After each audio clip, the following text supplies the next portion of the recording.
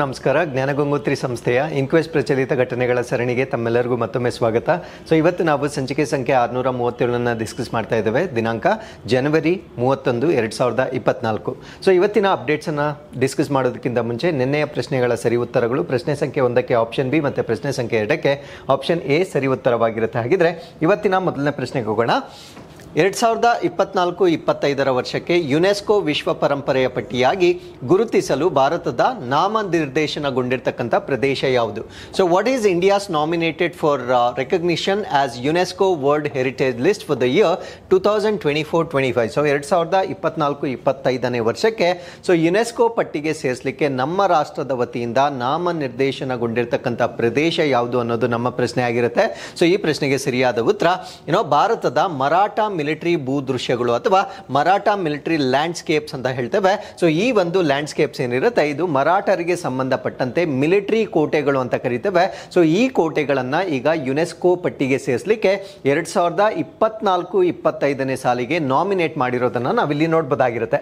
So ಇದರ ಬಗ್ಗೆ ಹೆಚ್ಚಿನ ಮಾಹಿತಿಯನ್ನು ತಿಳ್ಕೊಳ್ಳೋದಾದ್ರೆ ಸೊ ಈ ಒಂದು ಕೋಟೆಗಳನ್ನು ನಾವೇನಂತ ಕರಿತೀವಿ ಅಂದ್ರೆ Maratha military strategic military powers ಅಂತ ಕರಿತೇವೆ. ಅಂದ್ರೆ ಸೊ ಈ ಒಂದು ಕೋಟೆಗಳು ಮಿಲಿಟರಿಗೆ ಸಂಬಂಧಪಟ್ಟಿರ್ತಕ್ಕಂಥ ಕಾರ್ಯತಂತ್ರದ ಕೋಟೆಗಳು ಅಂತ ಹೇಳ್ಬೋದಾಗಿರುತ್ತೆ.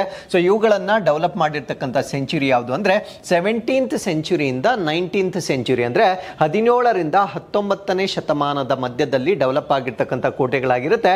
ಸೊ ಈ ಒಂದು ಕೋಟೆಗಳನ್ನ ಈಗ 2024-25ನೇ ಸಾಲಿಗೆ ಯುನೆಸ್ಕೋ ಪಟ್ಟಿಗೆ ಸೇರಿಸಲಿಕ್ಕೆ ನಮ್ಮ ಭಾರತ ರಾಷ್ಟ್ರದ ವತಿಯಿಂದ ನಾಮನಿರ್ದೇಶನ ಮಾಡಲಾಗಿರುತ್ತೆ. ಹಾಗಿದ್ರೆ ಈ ಒಂದು ಕೋಟೆಗಳ ಸಂಖ್ಯೆ ಟೋಟಲ್ ಎಷ್ಟಿರುತ್ತೆ ಅಂದ್ರೆ ಸೊ 12 ಕೋಟೆಗಳನ್ನ ನಾವು ನೋಡಬಹುದಾಗಿರುತ್ತೆ. ಸೊ ಇದರಲ್ಲಿ 11 ಕೋಟೆಗಳು ಮಹಾರಾಷ್ಟ್ರದಲ್ಲಿರುತ್ತೆ. ಒಂದೇ ಒಂದು ಕೋಟೆಯನ್ನ ನಾವು ತಮಿಳುನಾಡಿನಲ್ಲಿ ನೋಡಬಹುದಾಗಿರುತ್ತೆ. ಸೊ ತಮಿಳುನಾಡಿನಲ್ಲಿರ್ತಕ್ಕಂಥ ಏಕೈಕ ಕೋಟೆಯನ್ನ ನಾವು ಗಿಂಗಿ ಕೋಟೆ ಅಂತ ಕರಿತೇವೆ. ಸೊ ಅದ್ ಬಿಟ್ಟು ಮಿಕ್ಕಿದ 11ನ್ನ ನಾವಿಲ್ಲಿ ಕೊಟ್ಟಿರ್ತೇವೆ. ಸೊ ವಿಡಿಯೋ ಪಾಸ್ ಮಾಡಿ ಅದರ ಹೆಸರುಗಳನ್ನ ನೀವು ನೋಡ್ಕೊಳ್ಬಹುದಾಗಿರುತ್ತೆ. ಸೊ ಅದಾದ್ಮೇಲೆ ಈ ಒಂದು ಕೋಟೆಗಳೇನಿರುತ್ತೆ ಸೊ ಈ ಒಂದು ಮರಾಠ ಮಿಲಿಟರಿ ಲ್ಯಾಂಡ್ಸ್ಕೇಪ್ಸ್ ಅಂತ ನಾವೇನು ಹೇಳ್ತೇವೆ. ಸೊ ಈ ಒಂದು ಲ್ಯಾಂಡ್ಸ್ಕೇಪ್ ಅನ್ನ 2021ನೇ ಸಾಲಿನಲ್ಲಿ ಟೆಂಟೇಟಿವ್ ಲಿಸ್ಟ್ ಅಥವಾ ತಾತ್ಕಾಲಿಕ ಪಟ್ಟಿ ಅಂತ ನಾವೇ ಹೇಳ್ತೇವೆ. ಸೊ ಆ ಒಂದು ತಾತ್ಕಾಲಿಕ ಪಟ್ಟಿಗೆ ಆಲ್ರೆಡಿ ಆಡ್ ಮಾಡಲಾಗಿರುತ್ತೆ. ಸೊ ಈಗ ಪ್ರಮುಖ ಪಟ್ಟಿಗೆ ಸೇರಿಸಲಿಕ್ಕೆ ಇದನ್ನ ಮತ್ತೊಮ್ಮೆ 2024-25ನೇ ಸಾಲಿಗೆ ಸೊ ನಾಮಿನೇಟ್ ಮಾಡಿರೋದನ್ನ ನಾವಿಲ್ಲಿ ನೋಡಬಹುದಾಗಿರುತ್ತೆ. ಸೊ ಅದಾದ್ಮೇಲೆ in Maharashtra there are 6 world heritage sites. ಅಂದ್ರೆ ಈಗ ನಾಮನಿರ್ದೇಶನಗೊಂಡಿರ್ತಕ್ಕಂಥದ್ದು ಮಹಾರಾಷ್ಟ್ರದ ಒಂದು ಪ್ರದೇಶವಾಗಿರೋದ್ರಿಂದ ಸೊ ಈಗಾಗಲೇ ಮಹಾರಾಷ್ಟ್ರದ ವತಿಯಿಂದ ಎಷ್ಟು ತಾಣಗಳನ್ನ ಯುನೆಸ್ಕೋಗೆ ಸೇರಿಸಲಾಗಿದೆ ಅನ್ನೋದನ್ನ ನಾವು ನೋಡೋದಾದ್ರೆ ಸೊ 6 ತಾಣಗಳನ್ನ ಈಗಾಗಲೇ ಸೇರಿಸಲಾಗಿದೆ. ಆ 6 ತಾಣಗಳಲ್ಲಿ 5 ನಾವು ಕಲ್ಚರಲ್ ಅಥವಾ ಸಾಂಸ್ಕೃತಿಕ ತಾಣಗಳು ಅಂತ ಕರಿತೇವೆ. ಸೊ ಒಂದನ್ನ ನಾವು ನ್ಯಾಚುರಲ್ ಅಥವಾ ನೈಸರ್ಗಿಕ ತಾಣ ಅಂತ ಕರಿತೇವೆ. ಸೊ ಆ ತಾಣಗಳು ಯಾವ್ದ್ಯಾವ್ದು ಅಂತ ನಾವು ನೋಡೋದಾದ್ರೆ ಒಂದು ಅಜಂತಾ ಕೇವ್ಸ್ ಅಥವಾ ಅಜಂತಾ ಗುಹೆಗಳು. ಇದನ್ನ 1983ರಲ್ಲಿ ಪಟ್ಟಿಗೆ ಸೇರಿಸಲಾಗಿರುತ್ತೆ. ಎಲ್ಲೋರಾ ಕೇವ್ಸ್ ಅಂತ ಕರಿತೇವೆ 1983 ಅಥವಾ 1983. ಎಲಿಫೆಂಟಾ ಕೇವ್ 1987. ಛತ್ರಪತಿ ಶಿವಾಜಿ ಮಹಾರಾಜ್ ಟರ್ಮಿನಸ್ ಇದನ್ನ ಮುಂಚೆ ವಿಕ್ಟೋರಿಯಾ ಟರ್ಮಿನಸ್ ಅಂತ ಕರೀತಾ ಇದ್ರು. ಇದನ್ನ 2004ರಲ್ಲಿ ಪಟ್ಟಿಗೆ ಸೇರಿಸಲಾಗಿರುತ್ತೆ. Victorian Gothic and art deco ensembles of Mumbai ಅಂತ ಕರಿತೇವೆ. ಡೆಕೋ ಎಸೆಂಬಲ್ಸ್ ಆಫ್ ಮುಂಬೈ ಅಂತ ಕರಿತೇವೆ. ಸೊ ಇದನ್ನ 2018ರಲ್ಲಿ ಪಟ್ಟಿಗೆ ಸೇರಿಸಲಾಗಿರುತ್ತೆ. ಸೊ ಇಷ್ಟು ಈ 5 ಏನಿದ್ದಾವೆ ಇವುಗಳನ್ನ ನಾವು ಕಲ್ಚರಲ್ ಅಥವಾ ಸಾಂಸ್ಕೃತಿಕ ತಾಣಗಳು ಅಂತ ಕರಿತೇವೆ. ಸೊ ಒಂದೇ ಒಂದು ಬಂದು ನ್ಯಾಚುರಲ್ ಇರುತ್ತೆ. ಅದ್ಯಾವುದು ಅಂದ್ರೆ ವೆಸ್ಟರ್ನ್ ಘಾಟ್ಸ್ ಆಗಿರುತ್ತೆ. ಸೊ ವೆಸ್ಟರ್ನ್ ಘಾಟ್ಸ್ ಅಂತಕ್ಕಂಥದ್ದು ಸಂಪೂರ್ಣವಾಗಿ ಮಹಾರಾಷ್ಟ್ರದಲ್ಲಿರೋದಿಲ್ಲ, ಬೇರೆ ರಾಜ್ಯಗಳಿಗೂ ಸಂಬಂಧಪಟ್ಟಿರುತ್ತೆ. ಕರ್ನಾಟಕ, ತಮಿಳುನಾಡು ಮತ್ತು ಕೇರಳಗೂ ಸಂಬಂಧಪಟ್ಟಿರುತ್ತೆ. ಸೊ ಈ ಒಂದು ವೆಸ್ಟರ್ನ್ ಘಾಟ್ಸ್ಗೂ ಕೂಡ ಯುನೆಸ್ಕೋ ವತಿಯಿಂದ ಇನ್ಸ್ಕ್ರೈಬ್ ಮಾಡಿರೋದನ್ನ ನಾವಿಲ್ಲಿ ನೋಡಬಹುದಾಗಿರುತ್ತೆ. ಸೊ ವೆಸ್ಟರ್ನ್ ಘಾಟ್ಸ್ ಅನ್ನ 2012ರಲ್ಲಿ ನ್ಯಾಚುರಲ್ ಕ್ಯಾಟಗರಿಯಲ್ಲಿ ಸೊ ಯುನೆಸ್ಕೋ ಪಟ್ಟಿಗೆ ಸೇರಿಸಿರೋದನ್ನ ನಾವಿಲ್ಲಿ ಗಮನಿಸಬಹುದಾಗಿರುತ್ತೆ. ಸೊ ಅದಾದ್ಮೇಲೆ ನಮ್ಮ ಭಾರತ ದೇಶದಲ್ಲಿ ಪ್ರಸ್ತುತವಾಗಿ ಯುನೆಸ್ಕೋ ಪಟ್ಟಿಗೆ ಸೇರಿರ್ತಕ್ಕಂಥ ತಾಣಗಳ ಒಟ್ಟು ಸಂಖ್ಯೆ ಎಷ್ಟಿರುತ್ತೆ ಅಂದ್ರೆ ಸೊ 42 ಸೈಟ್ಸ್ ಗಳನ್ನ ನಾವು ನೋಡಬಹುದಾಗಿರುತ್ತೆ. Out of 42 34 are cultural sites ಅಂತ ಕರೀತೇವೆ. ಅಂದ್ರೆ 34ನ್ನ ಸಾಂಸ್ಕೃತಿಕ ತಾಣಗಳು ಅಂತ ಕರೀತೇವೆ. ಸೊ ಅದಾದ್ಮೇಲೆ 7 ಆರ್ ನ್ಯಾಚುರಲ್ ಅಂತ ಕರೀತೇವೆ. ಅಂದ್ರೆ 7ನ್ನ ನೈಸರ್ಗಿಕ ತಾಣಗಳು ಅಂತ ಕರೀತೇವೆ. ಸೊ ಒಂದನ್ನ ನಾವು ಮಿಕ್ಸ್ಡ್ ಸೈಟ್ ಅಂತ ಕರೀತೇವೆ, ಅಂದ್ರೆ ಮಿಶ್ರ ತಾಣ ಅಂತ ಕರೀತೇವೆ. ಸೊ ಈ ಆರ್ಟಿಕಲ್ಗೆ ಸಂಬಂಧಪಟ್ಟಂತೆ ನಾವು ಕೇಳ್ತಾ ಇರ್ತಕ್ಕಂಥ ಪ್ರಶ್ನೆ ಏನು ಅಂದ್ರೆ which is the mixed UNESCO site? ಅಂದ್ರೆ ಈ ಒಂದು ಮಿಶ್ರ ತಾಣ ಯಾವುದು ಅನ್ನೋದನ್ನ ನೀವು ನಮಗೆ ಕಮೆಂಟ್ಸ್ ಅಲ್ಲಿ ತಿಳಿಸಬಹುದಾಗಿರುತ್ತೆ. So with this, let's get into question number 2. ಭಾರತದ ಮೊದಲ ಮೌಖಿಕ ಗರ್ಭ ನಿರೋಧಕ ಮಾತ್ರೆ ಸಹೇಲಿ ಅನ್ನು ಯಾರು ಅಭಿವೃದ್ಧಿಪಡಿಸಿದರು? Who developed India's first oral contraceptive pill that's called as Saheli. Saheli ಅಂತಕ್ಕಂಥದ್ದು ಓರಲಿ ತೆಗೆದುಕೊಳ್ತಕ್ಕಂಥ ಒಂದು ಗರ್ಭ ನಿರೋಧಕ ಮಾತ್ರೆ ಆಗಿರುತ್ತೆ. ಸೊ ಈ ಮಾತ್ರೆಯನ್ನ ಅಭಿವೃದ್ಧಿಪಡಿಸಿದವರು ಯಾರು ಅನ್ನೋದು ನಮ್ಮ ಪ್ರಶ್ನೆ ಆಗಿರುತ್ತೆ. ಸೊ ಈ ಪ್ರಶ್ನೆಗೆ ಸರಿಯಾದ ಉತ್ತರ ಡಾಕ್ಟರ್ ನಿತ್ಯಾನಂದರ್ ಅವರು ಇದನ್ನ ಅಭಿವೃದ್ಧಿಪಡಿಸಿರ್ತಾರೆ. ಸೊ ಇದರ ಬಗ್ಗೆ ನಾವು ಯಾಕೆ ಡಿಸ್ಕಸ್ ಮಾಡ್ತಾ ಇದೀವಿ ಅಂದ್ರೆ, ಸೊ ಇವರ ನಿಧನ ಆಗಿರುವ ಕಾರಣದಿಂದ ಸೊ ಈ ಒಂದು ಟ್ಯಾಬ್ಲೆಟ್ ಬಗ್ಗೆ ನಾವು ಕಂಪ್ಲೀಟ್ ಮಾಹಿತಿಯನ್ನ ನಾವಿಲ್ಲಿ ಡಿಸ್ಕಸ್ ಮಾಡ್ತಾ ಇದ್ದೇವೆ. ಸೊ ಅವರ ಹೆಸರನ್ನ ನೆನ್ಪಿಟ್ಕೊಳ್ಳಿ. ಸೊ ಅವರನ್ನ ನಾವು ಡಾಕ್ಟರ್ ನಿತ್ಯ ಆನಂದ ಅಂತ ಕರೀತೇವೆ. ಸೊ ಇವರಿಗೆ ಪದ್ಮಶ್ರೀ ಪ್ರಶಸ್ತಿಯನ್ನು ಕೂಡ ಈ ಒಂದು ಕಾರಣಕ್ಕಾಗಿ ನೀಡಲಾಗಿರುತ್ತೆ.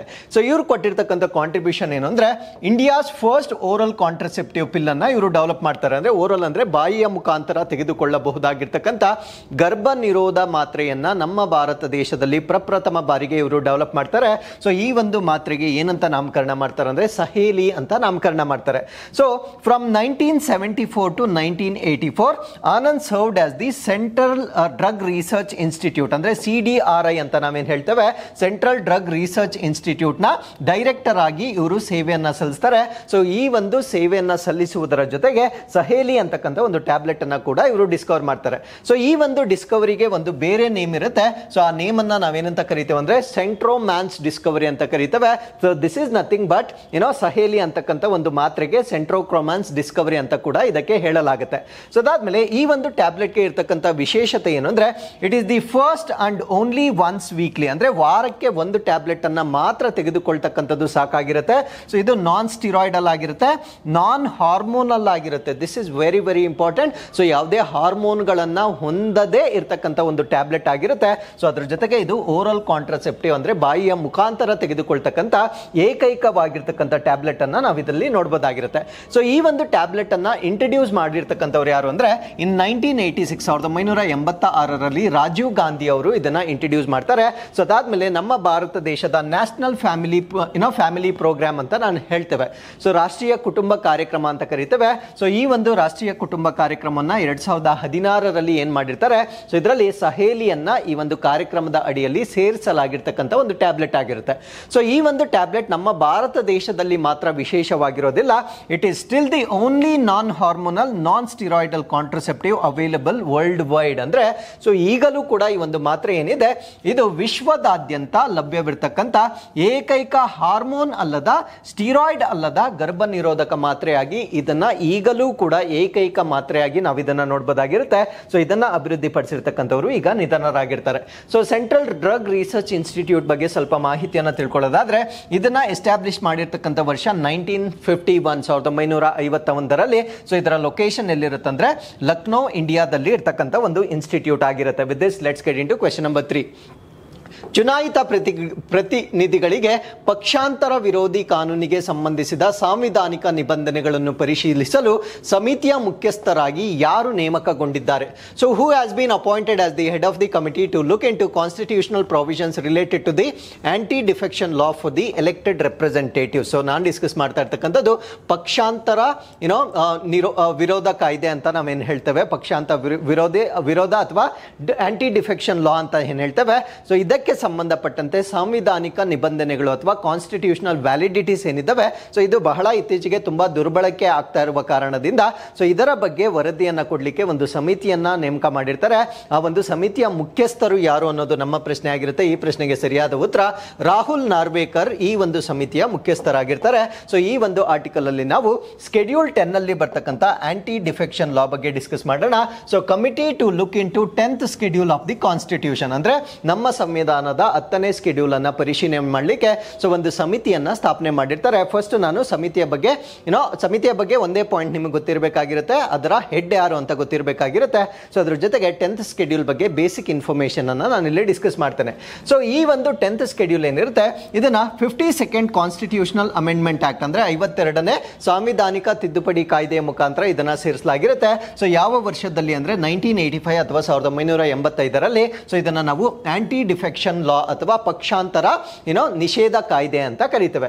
ಸೊ ಈ ಒಂದು ಕಾಯ್ದೆಯಲ್ಲಿರ್ತಕ್ಕಂಥ ಕೆಲವೊಂದು ಪ್ರಾವಿಷನ್ಸ್ ಅಥವಾ ನಿಬಂಧನೆಗಳು ಏನು ಹೇಳುತ್ತೆ ಅಂದ್ರೆ ಡಿಸ್ಕ್ವಾಲಿಫಿಕೇಶನ್ ಅಂತ ಹೇಳ್ತೇವೆ. ಅಂದ್ರೆ ಯಾರಾದ್ರೂ ಒಬ್ಬ ಎಲೆಕ್ಟೆಡ್ ಪೊಲಿಟಿಷಿಯನ್ ಏನಿರ್ತಾರೆ, ಅವರು MP ಆಗಿರ್ಬೋದು, MLA ಮತ್ತೆ MLCs ಆಗಿರ್ಬೋದು. ಸೊ ಅವರು ಎಲೆಕ್ಟ್ ಆದ ನಂತರ ಒಂದು ಪಕ್ಷದಿಂದ ಇನ್ನೊಂದು ಪಕ್ಷಕ್ಕೆ ಅವರು ಟ್ರಾನ್ಸ್ಫರ್ ಆದಾಗ ಅಥವಾ ಅವರು ಪಕ್ಷಾಂತರಗೊಂಡಾಗ ಸೊ ಅವರನ್ನ ಡಿಸ್ಕ್ವಾಲಿಫೈ ಮಾಡ್ತಕ್ಕಂಥ ನಿಬಂಧನೆಗಳನ್ನ ಕೊಡ್ತಕ್ಕಂಥ ಕಾಯ್ದೆಯನ್ನ ನಾವು ಆಂಟಿ ಡಿಫೆಕ್ಷನ್ ಲಾ ಅಂತ ಕರಿತೇವೆ. ಹಾಗಿದ್ರೆ ಯಾವ ಯಾವ ಗ್ರೌಂಡ್ಸ್ ಗಳಲ್ಲಿ ಈ ಒಂದು ಪೊಲಿಟಿಷಿಯನ್ಸ್ ಗಳನ್ನ ಡಿಫೆಕ್ಟ್ ಮಾಡಬಹುದಾಗಿರುತ್ತೆ ಅಥವಾ ಡಿಸ್ಕ್ವಾಲಿಫೈ ಮಾಡಬಹುದಾಗಿರುತ್ತೆ ಅಂದ್ರೆ so voluntarily gives up the membership of the political party. ಅಂದ್ರೆ ಅವರು ಸ್ವಯಂ ಆಗಿ ಆ ಒಂದು ಪೊಲಿಟಿಕಲ್ ಪಾರ್ಟಿ ಅಥವಾ ರಾಜಕೀಯ ಪಕ್ಷ ಏನಿರುತ್ತೆ ಸೊ ಅದನ್ನ ವಾಲಂಟರಿ ಆಗಿ ಬಿಟ್ಕೊಟ್ಟಾಗ ಅವರನ್ನ ಡಿಸ್ಕ್ವಾಲಿಫೈ ಮಾಡಬಹುದಾಗಿರುತ್ತೆ. ಸೊ ಅದಾದ್ಮೇಲೆ if he votes or abstains from voting contrary to any directions issued by the original political party without prior permission. ಅಂದ್ರೆ ಸೊ ಆ ಒಂದು ಇಂಟರ್ನಲ್ ವೋಟಿಂಗ್ ಏನಿರುತ್ತೆ ಆ ಒಂದು ಇಂಟರ್ನಲ್ ವೋಟಿಂಗ್ ನಲ್ಲಿ ಅವರು ಪಕ್ಷದ ವಿರೋಧವಾಗಿ ಮತ ಚಲಾಯಿಸಿದ್ದರೆ ದಟ್ ಟು ವಿತೌಟ್ ಪ್ರಿಯರ್ ಕನ್ಸೆಂಟ್, ಅಂದ್ರೆ ಅವರು ಮುಂಚೆನೆ ಅದಕ್ಕೆ ಅನುಮತಿಯನ್ನ ತೆಗೆದುಕೊಳ್ಳಬಹುದಾಗಿರುತ್ತೆ. ಸೊ 15 days ಕಾಂಡನಿಂಗ್ ಪೀರಿಯಡ್ ನಲ್ಲಿ ಅವರು ಅನುಮತಿಯನ್ನ ತೆಗೆದುಕೊಂಡು ವೋಟ್ ಮಾಡಿದ್ರೆ, ಅಂದ್ರೆ ಪಕ್ಷದ ವಿರುದ್ಧವಾಗಿ ವೋಟ್ ಮಾಡಿದ್ರೆ ಪರವಾಗಿಲ್ಲ, ಬಟ್ ಯಾವುದೇ ಅನುಮತಿ ಇಲ್ಲದೆ ಅವರು ವೋಟ್ ಅನ್ನ ಮಾಡಿದಾಗ ಅವರನ್ನ ಡಿಸ್ಕ್ವಾಲಿಫೈ ಮಾಡಬಹುದಾಗಿರುತ್ತೆ. ಸೊ ಈ ಒಂದು ಇನ್ಸಿಡೆಂಟ್ ನಮ್ಮ ಕರ್ನಾಟಕದಲ್ಲೇ ನಡೆದಿರ್ತಕ್ಕಂಥ ಒಂದು ಇನ್ಸಿಡೆಂಟ್ ನಿಮಗೆಲ್ಲ ಡೆಫಿನೆಟ್ಲಿ ಗೊತ್ತಿರುತ್ತೆ. ಸೊ ಅದಾದ್ಮೇಲೆ independent member disqualified if he joins any party. ಅಂದ್ರೆ ಇವಾಗ ಸ್ವತಂತ್ರವಾಗಿ ಯಾವುದೇ ಪಕ್ಷಕ್ಕೆ ಸಂಬಂಧಪಟ್ಟಂತೆ ಎಲೆಕ್ಷನ್ ಅಲ್ಲಿ ನಿಲ್ತಾರೆ. ಸೊ ಅವರು ಗೆದ್ದಾಗ ಅವರು ಬೇರೊಂದು ಪಕ್ಷಕ್ಕೆ ಅವರು ಮೈಗ್ರೇಟ್ ಆದಾಗ ಅಥವಾ ಯಾವ್ದಾದ್ರು ಪೊಲಿಟಿಕಲ್ ಪಾರ್ಟಿಗೆ ಸೇರ್ಕೊಂಡಾಗ ಅವರನ್ನು ಕೂಡ ಡಿಸ್ಕ್ವಾಲಿಫೈ ಮಾಡಲಾಗುತ್ತೆ. ಅದಾದ್ಮೇಲೆ ನಾಮಿನೇಟೆಡ್ ಮೆಂಬರ್ಸ್ ಅಂತ ಕರೀತೇವೆ, ಅಂದ್ರೆ ನಾಮನಿರ್ದೇಶನಗೊಂಡಿರ್ತಕ್ಕಂಥ ಕೆಲವೊಂದು ಸದಸ್ಯರು so within 6 months of 6 months they can join any party. ಅಂದ್ರೆ ಅವರು ಆಯ್ಕೆಗೊಂಡ 6 ತಿಂಗಳ ಒಳಗಾಗಿ ಅವ್ರು ಯಾವ್ದಾದ್ರೂ ಪೊಲಿಟಿಕಲ್ ಪಾರ್ಟಿಗೆ ಸೇರ್ಕೊಳ್ಬಹುದಾಗಿರುತ್ತೆ. ಸಪೋಸ್ ಆಫ್ಟರ್ 6 months ಅಂದ್ರೆ 6 ತಿಂಗಳ ನಂತರ ಅವ್ರೇನಾದ್ರೂ ಬೇರೆ ಪೊಲಿಟಿಕಲ್ ಪಾರ್ಟಿಗೆ ಸೇರ್ಕೊಂಡಾಗ ಅವರನ್ನು ಕೂಡ ಡಿಸ್ಕ್ವಾಲಿಫೈ ಮಾಡಲಾಗುತ್ತೆ. ಸೊ ಅದಾದ್ಮೇಲೆ ಇಲ್ಲಿ ಒಂದು ಪ್ರಾವಿಷನ್ ಮಾಡ್ಕೊಟ್ಟಿರ್ತಾರೆ. ಪ್ರಾವಿಷನ್ ಏನು ಅಂದ್ರೆ ಇಷ್ಟು ಮೆಂಬರ್ಸ್ ಒಟ್ಟಿಗೆ ಒಂದು ಪಕ್ಷದಿಂದ ಇನ್ನೊಂದು ಪಕ್ಷಕ್ಕೆ ಸೇರ್ಕೊಂಡಾಗ ಅವರನ್ನ ಡಿಸ್ಕ್ವಾಲಿಫೈ ಮಾಡ್ಲಿಕ್ಕೆ ಸಾಧ್ಯ ಆಗೋದಿಲ್ಲ. ಸೊ ಆ ಒಂದು ನಂಬರ್ ಏನು ಅಂದ್ರೆ 1985 ಆಕ್ಟ್ ಈ ಒಂದು ಕಾಯ್ದೆಯನ್ನ ಸ್ಥಾಪನೆ ಮಾಡಿದಾಗ ಏನ್ ಡೈರೆಕ್ಷನ್ ಇತ್ತು ಅಂದ್ರೆ ಈ ಒಂದು elected members of the party, ಅಂದ್ರೆ ಒಂದು ಪಕ್ಷದಲ್ಲಿ ಆಯ್ಕೆ ಆಗಿರ್ತಕ್ಕಂಥ ಒಟ್ಟು ಸದಸ್ಯರು they merge with another party without being disqualified. ಅದಕ್ಕೆ ಇರ್ತಕ್ಕಂಥ ನಿಬಂಧನೆ ಏನು ಅಂದ್ರೆ 1/3 ಟೋಟಲಿ, ಅಂದ್ರೆ ಆ ಒಂದು ಪಕ್ಷದಲ್ಲಿರ್ತಕ್ಕಂಥ 1/3 ಮೆಂಬರ್ಸ್ ಒಟ್ಟಿಗೆ ಇನ್ನೊಂದು ಪಕ್ಷಕ್ಕೆ ಸೇರಿಕೊಂಡ್ರೆ ಅವರನ್ನ ಡಿಸ್ಕ್ವಾಲಿಫೈ ಮಾಡ್ಲಿಕ್ಕೆ ಆಗ್ತಾ ಇರಲಿಲ್ಲ. ಯಾವಾಗ ಅಂದ್ರೆ 1985 ಕಾಯ್ದೆಯ ಪ್ರಕಾರ. ಬಟ್ ಇದನ್ನ 2003ರಲ್ಲಿ ಮತ್ತೆ ಅಮೆಂಡ್ಮೆಂಟ್ ಮಾಡ್ತಾರೆ. ಸೊ ಅಮೆಂಡ್ಮೆಂಟ್ ಮಾಡಿ 1/3 ಏನಿರುತ್ತೆ ಸೊ ಇದನ್ನ 2/3 ಗೆ ಚೇಂಜ್ ಮಾಡ್ತಾರೆ. ಅಂದ್ರೆ 3/2 ಭಾಗದಷ್ಟು ಮೆಂಬರ್ಸ್ ಗಳು ಮೈಗ್ರೇಟ್ ಆದ್ರೆ ಮಾತ್ರ ಅವರು ಡಿಸ್ಕ್ವಾಲಿಫೈ ಆಗೋದಿಲ್ಲ. ಮುಂಚೆ ಇರ್ತಕ್ಕಂಥದ್ದು 1/3 ಇತ್ತು, ಅಂದ್ರೆ 1/3 ಭಾಗ ಇತ್ತು. ಸೊ ಅದಾದ್ಮೇಲೆ ಅದನ್ನ 3/2 ಭಾಗಕ್ಕೆ ಚೇಂಜ್ ಮಾಡಿರೋದನ್ನ ನಾವು 2003ರ ಒಂದು ತಿದ್ದುಪಡಿಯಲ್ಲಿ ನೋಡಬಹುದಾಗಿರುತ್ತೆ. ಸೊ ಈ ಒಂದು ಆಂಟಿ ಡಿಫೆಕ್ಷನ್ ಅಂತಕ್ಕಂಥದ್ದು ಬಹಳ ದುರ್ಬಳಕೆ ಆಗ್ತಾ ಇರುವ ಕಾರಣದಿಂದ ಸೊ ಅದರಲ್ಲಿ ಏನಾದ್ರೂ ಬದಲಾವಣೆಗಳನ್ನ ಮಾಡಬೇಕಾ ಅನ್ನೋದ್ರ ಬಗ್ಗೆ ಒಂದು ಸಮಿತಿಯನ್ನ ನೇಮಕ ಮಾಡಿ ಸೊ ಈಗ ರಿಪೋರ್ಟ್ ಅನ್ನ ನೀಡಲಿಕ್ಕೆ ಅವರಿಗೆ ಹೇಳಿರ್ತಾರೆ. ಸೊ ಅದಾದ್ಮೇಲೆ ಲೋಕಸಭಾ ಸ್ಪೀಕರ್ ಓಂ ಬಿರ್ಲಾ ಈ ಒಂದು ಅನೌನ್ಸ್ಮೆಂಟ್ ಅನ್ನ ಮಾಡಿರ್ತಾರೆ. ಸೊ ಈಗ ಅನೌನ್ಸ್ಮೆಂಟ್ ಮಾಡಿರ್ತಕ್ಕಂಥ ರಾಹುಲ್ ನರ್ವೇಕರ್ ಇರ್ತಾರೆ. ಸೊ ಇವರು ಮಹಾರಾಷ್ಟ್ರ ಅಸೆಂಬ್ಲಿ ಸ್ಪೀಕರ್ ಆಗಿರ್ತಾರೆ. ಈ ಒಂದು ಸಮಿತಿಯ ಅಧ್ಯಕ್ಷರನ್ನಾಗಿ ಇವರನ್ನ ನೇಮಕ ಮಾಡಲಾಗಿರುತ್ತೆ. So with this let's get into question number 4. ಇಂದು ನನ್ನ ಮೇಲೆ ಹೊಡೆದ ಹೊಡೆತಗಳು ಭಾರತದಲ್ಲಿ ಬ್ರಿಟಿಷ್ ಆಳ್ವಿಕೆಯ ಶವಪಟ್ಟಿಗೆಯ ಕೊನೆಯ ಮಳೆಗಳಾಗುತ್ತವೆ ಎಂದು ನಾನು ಘೋಷಿಸುತ್ತಿದ್ದೇನೆ ಎಂದು ಪ್ರಸಿದ್ಧ ಪದಗಳನ್ನು ನೀಡಿದವರು ಯಾರು? Who has given famous words and said, I declared that the blows struck at me today will be the last nails in the coffin of the British rule in India. So ಈ ಒಂದು statement ಅನ್ನ ಕೊಟ್ಟವರು ಯಾರು ಅನ್ನೋದು ನಮ್ಮ ಪ್ರಶ್ನೆ ಆಗಿರುತ್ತೆ. So ಈ ಪ್ರಶ್ನೆಗೆ ಸರಿಯಾದ ಉತ್ತರ ಲಾಲಾ ಲಜಪತ ರಾಯ್ ಕೊಟ್ಟಿರ್ತಕ್ಕಂಥ ಒಂದು ಹೇಳಿಕೆ ಇದಾಗಿರುತ್ತೆ. ಸೊ ಇದರ ಬಗ್ಗೆ ನಾನು ಪ್ರಶ್ನೆ ಕೊಡ್ಲಿಕ್ಕೆ ಕಾರಣ ಏನು ಅಂದ್ರೆ ಲಾಲಾ ಲಜಪತ ರಾಯ್ ರವರ ಬರ್ತ್ ಆನಿವರ್ಸರಿಯನ್ನ ನಾವು ಸೆಲೆಬ್ರೇಟ್ ಮಾಡ್ತಾ ಇದ್ದೇವೆ. ಸೊ ಇವರ ಜನನ ಆಗಿರ್ತಕ್ಕಂಥದ್ದು 28ನೇ ಜನವರಿ 1865ರಲ್ಲಿ ಜನನವಾಗಿರುತ್ತೆ. ಸೊ ಇವರ ಮಾಹಿತಿಯನ್ನ ಸಂಪೂರ್ಣವಾಗಿ ನಾವಿಲ್ಲಿ ಡಿಸ್ಕಸ್ ಮಾಡ್ತಾ ಬರೋಣ. ಸೊ ಅವರ ಜನನ ಆಗಿರ್ತಕ್ಕಂಥದ್ದು ದುಡಿಕೆ. ಸೊ ಇದಿರ್ತಕ್ಕಂಥದ್ದು ಪಂಜಾಬ್ನಲ್ಲಿರ್ತಕ್ಕಂಥ ಒಂದು ಪ್ರದೇಶವಾಗಿರುತ್ತೆ. ಸೊ ಇವರು ನಮ್ಮ ಭಾರತ ದೇಶದಲ್ಲಿ ಪೊಲಿಟಿಕಲ್ ಮತ್ತೆ ಜರ್ನಲಿಸ್ಟಿಕ್ ಅಂದ್ರೆ ಪತ್ರಿಕೋದ್ಯಮದಲ್ಲೂ ಕೂಡ ತುಂಬಾ ಆಕ್ಟಿವ್ ಆಗಿದ್ದಂತಹ ಒಬ್ಬ ಸ್ವತಂತ್ರ ಹೋರಾಟಗಾರರಾಗಿರ್ತಾರೆ. ಸೊ ಅದಾದ್ಮೇಲೆ ಇನ್ 1880 ಅಂದರೆ 1880ರಲ್ಲಿ he was influenced by Hindu reformist movement of Swami Dayanand Saraswati. ಅಂದರೆ 1880ರಲ್ಲಿ ಸ್ವಾಮಿ ದಯಾನಂದ ಸರಸ್ವತಿಯ ಹಿಂದೂ ಸುಧಾರಣಾವಾದಿ ಚಳುವಳಿಯಿಂದ ಅವರು ಬಹಳ ಪ್ರಭಾವಿತರಾದ ನಂತರ ಅಲ್ಲಿ ಆರ್ಯ ಸಮಾಜ ಅಂತ ಇರುತ್ತೆ, ಅಂದರೆ ಲಾಹೋರ್ ಆರ್ಯ ಸಮಾಜ ಅಂತ ಹೇಳ್ತೇವೆ. ಸೊ ಇದಕ್ಕೆ ಅವರು ಮೆಂಬರ್ ಅಥವಾ ಸದಸ್ಯರಾಗಿ ಸೇರ್ಕೊಳ್ತಾರೆ. ಅದಾದ್ಮೇಲೆ founder editor of Lahore based Arya gazette, ಅಂದರೆ ಲಾಹೋರ್ ಮೂಲದ ಒಂದು ಆರ್ಯ ಗೆಜೆಟ್ ಏನಿರುತ್ತೆ, ಸೊ ಇದರ ಸಂಪಾದಕರಾಗಿ ಕೂಡ ಅವರು ಸೇವೆಯನ್ನ ಸಲ್ಲಿಸ್ತಾರೆ. ಅದಾದ್ಮೇಲೆ ಸೊ ಇವರನ್ನ ನಾವು ಫೇಮಸ್ ಆಗಿ ಇವರನ್ನ ಏನಂತ ಕರಿತಾ ಇದ್ರು ಅಂದ್ರೆ ಪಂಜಾಬ್ ಕಾ ಕೇಸರಿ ಅಥವಾ ಪಂಜಾಬ್ ಕೇಸರಿ ಅಂತ ಇವರನ್ನ ಕರಿತಾ ಇದ್ರು.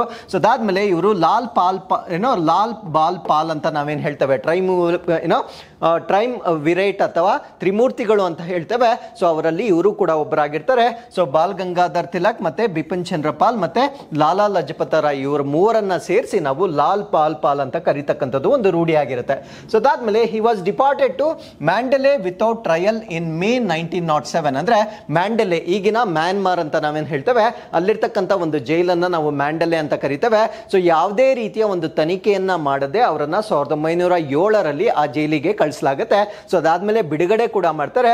ಸೊ ಬಿಡುಗಡೆ ಆಗ್ಲಿಕ್ಕೆ ಕಾರಣ ಏನು ಅಂದ್ರೆ ವೈಸರಾಯ್ ಲಾರ್ಡ್ ಮಿಂಟೋ ಏನಿರ್ತಾರೆ, ಸೊ ಅವರ ವಿರುದ್ಧವಾಗಿ ಯಾವುದೇ ಸಾಕ್ಷಿಗಳಿಲ್ಲ ಅಂತಕ್ಕಂಥ ಕಾರಣದಿಂದ ಸೊ ಅವರನ್ನ ಬಿಡುಗಡೆ ಕೂಡ ಮಾಡಲಾಗುತ್ತೆ. ಸೊ ಅದಾದ್ಮೇಲೆ ಇವರು ಇಂಡಿಯನ್ ನ್ಯಾಷನಲ್ ಕಾಂಗ್ರೆಸ್ ಏನಿರುತ್ತೆ, ಅಂದರೆ ಭಾರತೀಯ ರಾಷ್ಟ್ರೀಯ ಕಾಂಗ್ರೆಸ್ ಏನಿರುತ್ತೆ, ಸೊ ಇದಕ್ಕೆ ಪ್ರೆಸಿಡೆಂಟ್ ಆಗಿ ಕೂಡ ಆಯ್ಕೆ ಆಗ್ತಾರೆ, ಅಧ್ಯಕ್ಷರಾಗಿ ಕೂಡ ಆಯ್ಕೆ ಆಗ್ತಾರೆ.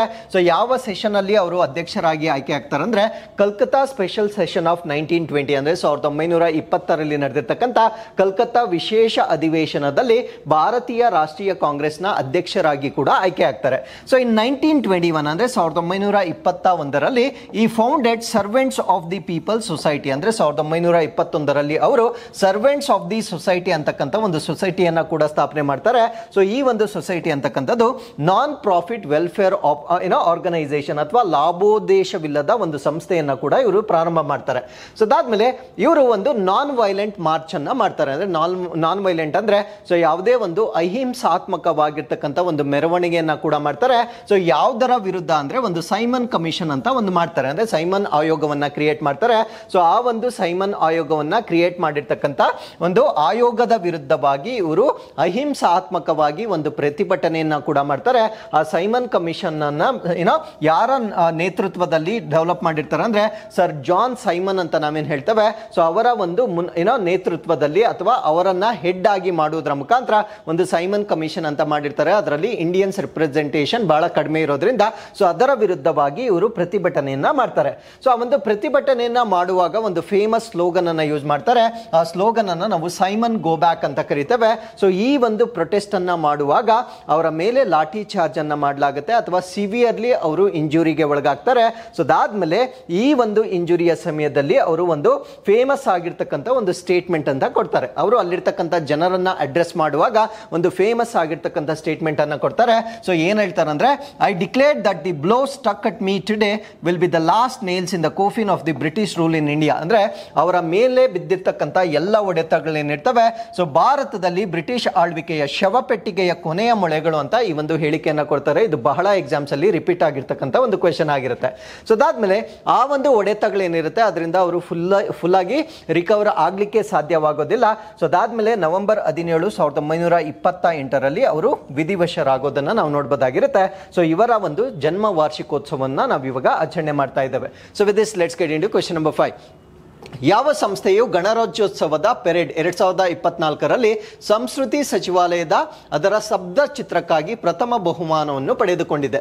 So which institution secured the first prize at the Republic Day celebration parade 2024 for its tableau of ministry of culture? So ನಮ್ಮ 2024ರ ಗಣರಾಜ್ಯೋತ್ಸವ ದಿನದಂದು ಮಾಡಿರ್ತಕ್ಕಂಥ ಒಂದು ಪೆರೇಡ್ನಲ್ಲಿ ಬೇರೆ ಬೇರೆ ರಾಜ್ಯಗಳು, ಕೇಂದ್ರಾಡಳಿತ ಪ್ರದೇಶಗಳು, ಅದಾದ್ಮೇಲೆ ಈವನ್ ಮಿನಿಸ್ಟ್ರಿಗಳು, ಇಲಾಖೆಗಳು ಕೂಡ ತಮ್ಮ ಟ್ಯಾಬ್ಲ್ಯೂಗಳನ್ನ ಅಂದ್ರೆ ಸ್ತಬ್ಧ ಚಿತ್ರಗಳನ್ನ ಪ್ರೆಸೆಂಟ್ ಮಾಡ್ತಾರೆ. ಸೊ ಈ ಒಂದು ಸ್ತಬ್ಧ ಚಿತ್ರಗಳಲ್ಲಿ ಕಲ್ಚರಲ್ ಮಿನಿಸ್ಟ್ರಿ ವತಿಯಿಂದ ಒಂದು ಇಲಾಖೆಗೆ ಪ್ರಥಮ ಸ್ಥಾನವನ್ನ ಕೊಟ್ಟಿರ್ತಾರೆ. ಆ ಇಲಾಖೆ ಯಾವುದು ಅನ್ನೋದು ನಮ್ಮ ಪ್ರಶ್ನೆ ಆಗಿರುತ್ತೆ. ಸೊ ಈ ಪ್ರಶ್ನೆಗೆ ಸರಿಯಾದ ಉತ್ತರ Indira Gandhi national centre for the arts ಏನಿರುತ್ತೆ, ಸೊ ಇದಕ್ಕೆ ಪ್ರಥಮ ಸ್ಥಾನವನ್ನ ಕೊಟ್ಟಿರ್ತಕ್ಕಂಥದ್ದನ್ನ ನಾವು ನೋಡಬಹುದಾಗಿರುತ್ತೆ. ಸೊ ಇವರು ಪ್ರೆಸೆಂಟ್ ಮಾಡಿರ್ತಕ್ಕಂಥ ಟ್ಯಾಬ್ಲೂ ಅನ್ನ ನೀವು ಇಲ್ಲಿ ನೋಡಬಹುದಾಗಿರುತ್ತೆ. ಸೊ ಈ ಒಂದು ಸ್ತಬ್ಧ ಚಿತ್ರದ ಒಂದು ಥೀಮ್ ಏನಾಗಿರುತ್ತೆ ಅಂದ್ರೆ ಇಂಡಿಯಾ ಮದರ್ ಆಫ್ ಡೆಮಾಕ್ರಸಿ ಅಂತಕ್ಕಂಥದ್ದು, ಅಂದ್ರೆ ಭಾರತ ದೇಶದ ಡೆಮಾಕ್ರಸಿಯ ಮದರ್ ಅಂತಕ್ಕಂಥ ಒಂದು ಥೀಮ್ ನ ಆಧಾರದ ಮೇಲೆ ಸೊ ಒಂದು ಟ್ಯಾಬ್ಲೂ ಅನ್ನ ಪ್ರೆಸೆಂಟ್ ಮಾಡಿರ್ತಾರೆ. ಸೊ ಈ ಒಂದು ಟ್ಯಾಬ್ಲೂಗೆ ಅಂದ್ರೆ ಇದು ಮಿನಿಸ್ಟ್ರಿ ಆಫ್ ಕಲ್ಚರ್ ಅಂತ ನಾವೇನ್ ಹೇಳ್ತೇವೆ, ಸೊ ಇದರ ಅಡಿಯಲ್ಲಿ ಬರ್ತಕ್ಕಂಥ ಒಂದು ಇಲಾಖೆ ಆಗಿರುತ್ತೆ. ಸೊ ಈ ಒಂದು ಇಲಾಖೆಯನ್ನ ನಾವು Indira Gandhi national centre for arts ಅಂತ ಕರಿತೇವೆ. ಇದು ಬೆಂಗಳೂರಿನಲ್ಲಿ ಇರುತ್ತೆ. ಸೊ ಇದಕ್ಕೆ ರಿಪಬ್ಲಿಕ್ ಡೇ ಪೆರೇಡ್ ನಲ್ಲಿ ಪ್ರಥಮ ಸ್ಥಾನವನ್ನ ಕೊಟ್ಟಿರೋದನ್ನ ನಾವಿಲ್ಲಿ ಗಮನಿಸಬಹುದಾಗಿರುತ್ತೆ. So with this let's get into question number 6. ತನ್ನ ವಿಶಿಷ್ಟವಾದ ನಗು ತರಹದ ಕರೆಗಳು ಅಥವಾ ಕೂಗುಗಳಿಂದ ಹೆಸರುವಾಸಿಯಾದ ಯಾವ ವಲಸೆ ಹಕ್ಕಿಯು ದೇಶದಲ್ಲಿ ಮೊದಲ ಬಾರಿಗೆ ಕಾಣಿಸಿಕೊಂಡಿದೆ?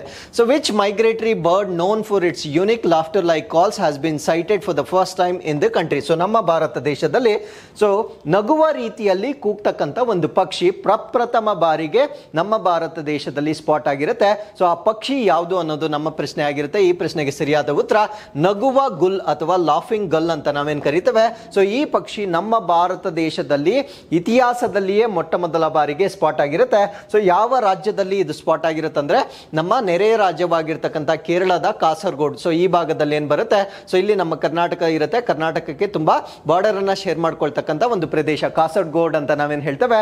ಸೊ ಈ ಒಂದು ಕಾಸರಗೋಡ್ ನಲ್ಲಿ ಈ ಚಿತ್ರದಲ್ಲಿ ಕಾಣ್ತಾ ಇರ್ತಕ್ಕಂಥ ಪಕ್ಷಿ ಪ್ರಪ್ರಥಮ ಬಾರಿಗೆ ಸ್ಪಾಟ್ ಆಗಿರುತ್ತೆ. ಸೊ ಅದನ್ನ ನಾವು ಲಾಫಿಂಗ್ ಗಲ್ ಅಂತ ಕರಿತೇವೆ. ಸೊ ಈ ಒಂದು ಲಾಫಿಂಗ್ ಗಲ್ ಎಲ್ಲಿ ಕಾಣಿಸಿದೆ ಅಂದ್ರೆ ಚಿತ್ತಾರಿ ಎಸ್ಚ್ಯೂರಿ ಇನ್ ಕಾಸರಗೋಡ್ ಡಿಸ್ಟ್ರಿಕ್ಟ್ ಆಫ್ ಕೇರಳ. ಕೇರಳದ ಕಾಸರಗೋಡ್ ಜಿಲ್ಲೆಯಲ್ಲಿ ಇರತಕ್ಕಂಥ ಚಿತ್ತಾರಿ ಎಸ್ಚ್ಯೂರಿ ಅಂತ ನಾವೇನ್ ಹೇಳ್ತೇವೆ, ಇಲ್ಲಿ ಸ್ಪಾಟ್ ಆಗಿರೋದನ್ನ ನಾವು ನೋಡಬಹುದಾಗಿರುತ್ತೆ. ಸೊ ಇದಕ್ಕೆ ಒಂದು ವಿಶೇಷವಾಗಿರ್ತಕ್ಕಂಥ ಒಂದು ಗುಣ ಇರುತ್ತೆ. ಅದನ್ನ ನಾವು ಲಾಫ್ಟರ್ ಲೈಕ್ ಕಾಲ್ಸ್ ಅಂತ ಕರಿತೇವೆ. ಅಂದ್ರೆ ನಗುವ ರೀತಿಯಲ್ಲಿ ಅದು ಕೂಗೋದನ್ನ ನಾವು ನೋಡಬಹುದಾಗಿರುತ್ತೆ. ಸೊ ಇದು ಯಾವ ರಾಷ್ಟ್ರದಿಂದ ವಲಸೆ ಬಂದಿದೆ ಅಂದ್ರೆ ನಾರ್ತ್ ಅಮೆರಿಕಾದಿಂದ ವಲಸೆ ಬಂದಿರತಕ್ಕಂಥ ಒಂದು ಪಕ್ಷಿಯಾಗಿ ನಾವು ಇದನ್ನ ನೋಡಬಹುದಾಗಿರುತ್ತೆ. ಸೊ ಇದು ಡಾರ್ಕ್ ಅಪ್ಪರ್ ಪಾರ್ಟ್ ಅನ್ನ ಹೊಂದಿರುತ್ತೆ. ಇದು ಬ್ಲಾಕ್ ಲೆಗ್ಸ್ ಕಪ್ಪು ಕಾಲುಗಳನ್ನ ಹೊಂದಿರತಕ್ಕಂಥ ಒಂದು ಪ್ರಾಣಿಯಾಗಿರುತ್ತೆ. ಸೊ ಅದಾದ್ಮೇಲೆ ಡ್ರೂಪಿಂಗ್ ಬಿಲ್ ಅಥವಾ ಇಳಿ ಬೀಳುವ ಕೊಕ್ಕನ್ನ ಹೊಂದಿರತಕ್ಕಂಥ ಒಂದು ಪಕ್ಷಿ ಆಗಿರುತ್ತೆ. ಸೊ ಈ ಒಂದು ಪಕ್ಷಿ ನಮ್ಮ ಭಾರತ ದೇಶದಲ್ಲಿ ಕಾಣಿಸಿಕೊಂಡಿರುವ ಕಾರಣದಿಂದ ಸೊ ನಮ್ಮ ಭಾರತ ದೇಶದಲ್ಲಿರ್ತಕ್ಕಂಥ ಬರ್ಡ್ ಸ್ಪೀಶೀಸ್ ಗಳ ಸಂಖ್ಯೆ 1367ಕ್ಕೆ ಅಂದ್ರೆ 1367ಗೆ ಇನ್ಕ್ರೀಸ್ ಆಗಿರೋದನ್ನ ನಾವು ನೋಡಬಹುದಾಗಿರುತ್ತೆ. ಸೊ ಹಾಗಿದ್ರೆ ಕಾಸರಗೋಡ್ ಡಿಸ್ಟ್ರಿಕ್ಟ್ ನಲ್ಲಿ ಪಕ್ಷಿಗಳ ಸಂಖ್ಯೆ ಇವಾಗ 400 ಸ್ಪೀಶೀಸ್ಗೆ ಇನ್ಕ್ರೀಸ್ ಆಗಿರುತ್ತೆ. ಸೊ ಹಾಗಿದ್ರೆ ಕೇರಳದಲ್ಲಿರ್ತಕ್ಕಂಥ ಒಟ್ಟು ಪಕ್ಷಿಗಳ ಸಂಖ್ಯೆ 554ಕ್ಕೆ ಏರಿಕೆ ಆಗಿರೋದನ್ನ ನಾವಿಲ್ಲಿ ಗಮನಿಸಬಹುದಾಗಿರುತ್ತೆ. So with this let's get into question number 7. ಯಾವ ಪಶ್ಚಿಮ ಆಫ್ರಿಕಾದ ದೇಶಗಳು, ಇದನ್ನ ನಾವು ಎಕೋವಾಸ್ ಅಂತ ಕರಿತೇವೆ.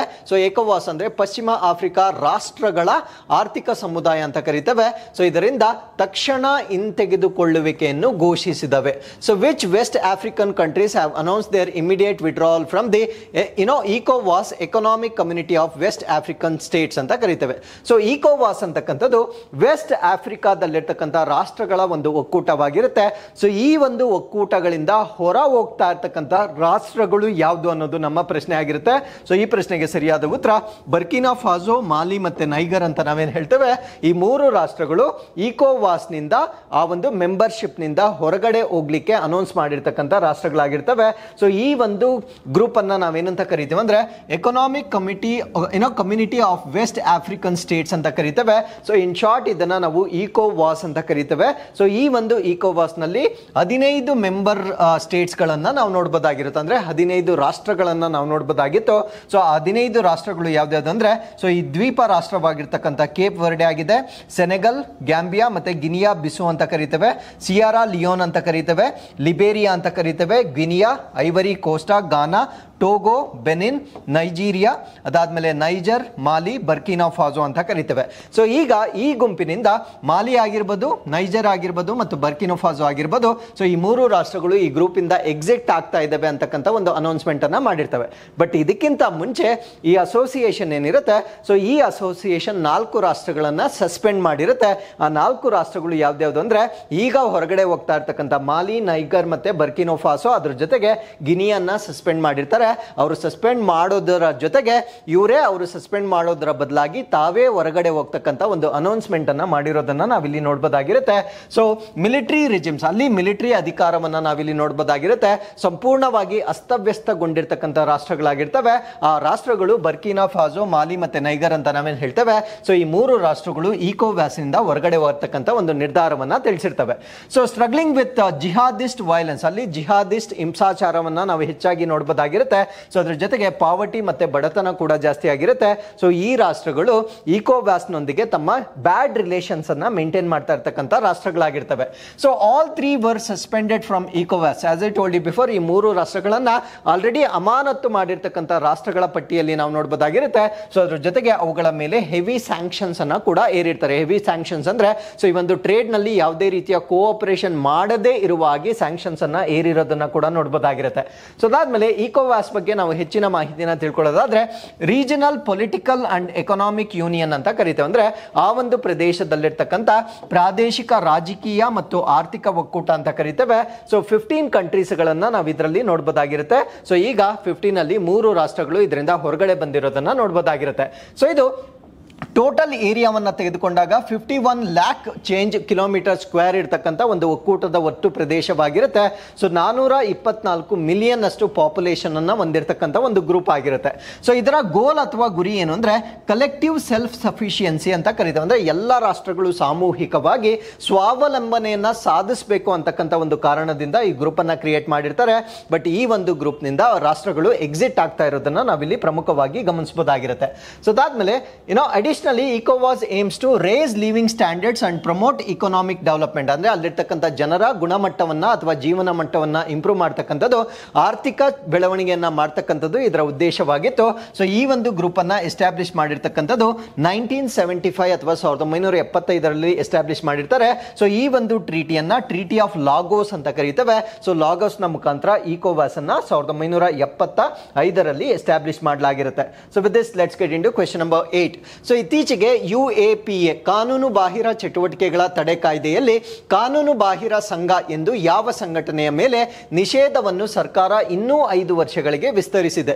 The government has extended the ban on which organization as an unlawful association for next 5 years under UAPA act recently. So ಈ ಪ್ರಶ್ನೆಗೆ ಸರಿಯಾದ ಉತ್ತರ ಸಿಮಿ ಅಂತ ಕರೀತೇವೆ. Students Islamic movement of India ಅಂತ ನಾವೇನು ಹೇಳ್ತೇವೆ. ಸೊ ಇದನ್ನ ಮತ್ತೊಮ್ಮೆ ಮುಂದಿನ 5 ವರ್ಷಗಳಿಗೆ ಸಸ್ಪೆಂಡ್ ಮಾಡಿರೋದನ್ನ ನಾವಿಲ್ಲಿ ನೋಡಬಹುದಾಗಿರುತ್ತೆ. ಸೊ ಇದರ ಬಗ್ಗೆ ನಾವು ಸಂಪೂರ್ಣವಾಗಿ ಡಿಸ್ಕಸ್ ಮಾಡ್ತಾ ಬರೋಣ. ಆ ಒಂದು ಸಂಸ್ಥೆ ಯಾವುದು ಅಂತ ನಾನು ಹೇಳಿದ್ದೇನೆ. ಸೊ ಯಾವ ಕಾಯ್ದೆಯ ಪ್ರಕಾರ ಅದನ್ನ ಡಿಸ್ಕ್ವಾಲಿಫೈ ಮಾಡಿರ್ತಾರೆ ಅಥವಾ ಸಸ್ಪೆಂಡ್ ಮಾಡಿರ್ತಾರೆ ಅಂದ್ರೆ UAPA ಅಂದ್ರೆ ಅನ್ಲಾಫುಲ್ ಆಕ್ಟಿವಿಟೀಸ್ ಪ್ರಿವೆನ್ಷನ್ ಆಕ್ಟ್ ಅಂತ ಹೇಳ್ತೇವೆ. ಸೊ ಈ ಒಂದು ಕಾನೂನಿನ ಪ್ರಕಾರ ಈ ಸಂಸ್ಥೆಯನ್ನ ಮುಂದಿನ 5 ವರ್ಷಗಳಿಗೆ ಮತ್ತೊಮ್ಮೆ ಸಸ್ಪೆಂಡ್ ಮಾಡಲಾಗಿರುತ್ತೆ. ಸೊ ಸಿಮಿ ಅಂತಕ್ಕಂಥದ್ದು it has been found involved in sometimes terrorism activities ಅಂದ್ರೆ ಫೋಮೆಂಟಿಂಗ್ ಟೆರರಿಸಮ್ ಆಕ್ಟಿವಿಟೀಸ್ ಅಂದ್ರೆ ಭಯೋತ್ಪಾದಕ ಚಟುವಟಿಕೆಗಳಲ್ಲಿ ತೊಡಗಿರೋದನ್ನ ನಾವು ನೋಡಬಹುದಾಗಿರುತ್ತೆ. ಅದಾದ್ಮೇಲೆ disturbing piece and communal harmony ಅಂತ ಕರಿತೇವೆ. ಅಂದ್ರೆ ಶಾಂತಿ ಮತ್ತು ಕೋಮು ಸೌಹಾರ್ದತೆಯನ್ನ ಕೆದಡುವಲ್ಲಿ ಕಾಂಟ್ರಿಬ್ಯೂಟ್ ಮಾಡ್ತಾ ಇರುವ ಕಾರಣದಿಂದ ಸೊ ಅದನ್ನ ಸಸ್ಪೆಂಡ್ ಮಾಡಲಾಗಿರುತ್ತೆ. So it was first banned on February 1, 2014. ಇದನ್ನ ಆಲ್ರೆಡಿ ಪ್ರಪ್ರಥಮ ಬಾರಿಗೆ 2014ರಲ್ಲಿ ಬ್ಯಾನ್ ಮಾಡಲಾಗಿರುತ್ತೆ. ಸೊ ಮತ್ತೆ ಇದನ್ನ 2019ರವರೆಗೆ ಎಕ್ಸ್ಟೆಂಡ್ ಮಾಡಲಾಗಿತ್ತು. ಸೊ ಮತ್ತೆ ಈಗ 5 ವರ್ಷಗಳವರೆಗೆ ಇದನ್ನ ಎಕ್ಸ್ಟೆಂಡ್ ಮಾಡ್ತಾ ಇದ್ದಾರೆ. ಸೊ ಇದನ್ನ ಸ್ಥಾಪನೆ ಮಾಡಿರ್ತಕ್ಕಂಥ ವರ್ಷ 1977, 1977ರಲ್ಲಿ ಸ್ಥಾಪನೆ ಮಾಡಲಾಗಿರ್ತಾರೆ. ಸೊ ಇದನ್ನ ಸ್ಥಾಪನೆ ಮಾಡಿರ್ತಕ್ಕಂಥ ಮುಖ್ಯಸ್ಥ ಯಾರು ಅಂದ್ರೆ ಯುಪಿಸ್ Aligarh with Mohammad Ahmadullah Siddiqui, professor of journalism ಅಂದ್ರೆ ಪತ್ರಿಕೋದ್ಯಮದ ಒಬ್ಬ ಪ್ರೊಫೆಸರ್ ಆಗಿರ್ತಕ್ಕಂಥ ಮೊಹಮ್ಮದ್ ಅಹಮದುಲ್ಲಾ ಸಿದ್ದಿಕಿ ಅವರು ರಚನೆ ಮಾಡಿರ್ತಕ್ಕಂಥ ಒಂದು ಸಂಸ್ಥೆ ಆಗಿರುತ್ತೆ. ಸೊ ಈ ಒಂದು ಸಂಸ್ಥೆಯ ಫೌಂಡಿಂಗ್ ಪ್ರೆಸಿಡೆಂಟ್ ಅಥವಾ ಸಂಸ್ಥಾಪಕ ಅಧ್ಯಕ್ಷರನ್ನಾಗಿ ಇವರನ್ನ ನೋಡಬಹುದಾಗಿರುತ್ತೆ. ಸೊ ಈ ಒಂದು ಸಂಸ್ಥೆಯನ್ನ ಅವರು ಸ್ಥಾಪನೆ ಮಾಡಲಿಕ್ಕೆ ಕಾರಣ ಏನು ಅಂದ್ರೆ so converting India into Islamic nation ಅಂದ್ರೆ ಭಾರತವನ್ನ ಇಸ್ಲಾಮಿಕ್ ರಾಷ್ಟ್ರವನ್ನಾಗಿ ಪರಿವರ್ತನೆ ಮಾಡಬೇಕು ಅನ್ನೋ ಉದ್ದೇಶದಿಂದ ಸೊ ಈ ಒಂದು ಸಂಸ್ಥೆಯನ್ನ ಅವರು ಹುಟ್ಟಾಕಿರ್ತಾರೆ. ಸೊ ಅದಾದ್ಮೇಲೆ ಈ ಒಂದು ಸಂಸ್ಥೆಯನ್ನ it was first declared as an outlawed outfit in 2001. 2001ರಲ್ಲಿ ಇದನ್ನ ಕಾನೂನು ಬಾಹಿರ ಸಂಸ್ಥೆ ಅಂತ ಇದನ್ನ ಡಿಕ್ಲೇರ್ ಮಾಡಲಾಗಿರುತ್ತೆ. ಸೊ ಇದು ಸಾಕಷ್ಟು ಟೆರರಿಸಮ್ ಆಕ್ಟಿವಿಟೀಸ್ ಅಲ್ಲೂ ಕೂಡ ಇನ್ವಾಲ್ವ್ ಆಗಿರುತ್ತೆ. ಸೊ ಕೆಲವೊಂದು ಎಕ್ಸಾಂಪಲ್ಸ್ ಅನ್ನ ಹೇಳೋದಾದ್ರೆ ತಿಳ್ಕೊಳ್ಳೋದಾದ್ರೆ ಭೋಪಾಲ್ ಜೈಲ್ ಬ್ರೇಕ್ ಇನ್ 2014. ಸೊ 2014 ಅಲ್ಲಿ ಭೋಪಾಲ್ ಜೈಲ್ ಭಂಗವನ್ನ ಮಾಡಿರ್ತಾರೆ. ಸೊ ಅದಾದ್ಮೇಲೆ ನಮ್ಮ ಬೆಂಗಳೂರಿನಲ್ಲಿ ಚಿನ್ನಸ್ವಾಮಿ ಸ್ಟೇಡಿಯಂ ಅಲ್ಲಿ ಆಗಿರ್ತಕ್ಕಂಥ ಬ್ಲಾಸ್ಟ್ಗೂ ಇವ್ರಿಗೂ ಸಂಬಂಧ ಇರುತ್ತೆ. ಸೊ ಅದಾದ್ಮೇಲೆ ಗಯಾ ಬ್ಲಾಸ್ಟ್ ಇನ್ 2017 ಅಲ್ಲಿ ಸೊ ಗಯಾ ಬ್ಲಾಸ್ಟ್ ಅನ್ನು ಮಾಡಿರ್ತಕ್ಕಂಥ ಒಂದು ಸಂಘಟನೆ ಆಗಿರುತ್ತೆ. So with this let's get into question number 9. ಜನವರಿ 28ರಂದು ಯಾವ ಜನ್ಮ ವಾರ್ಷಿಕೋತ್ಸವವನ್ನು ಆಚರಿಸಲಾಗುತ್ತದೆ? ಸೊ ಇವರು ಭಾರತೀಯ ಸೇನೆಯ ಮೊದಲ ಕಮಾಂಡರ್ ಇನ್ ಚೀಫ್ ಎಂದು ಕೂಡ ಗುರುತಿಸಲ್ಪಟ್ಟಿದ್ದಾರೆ.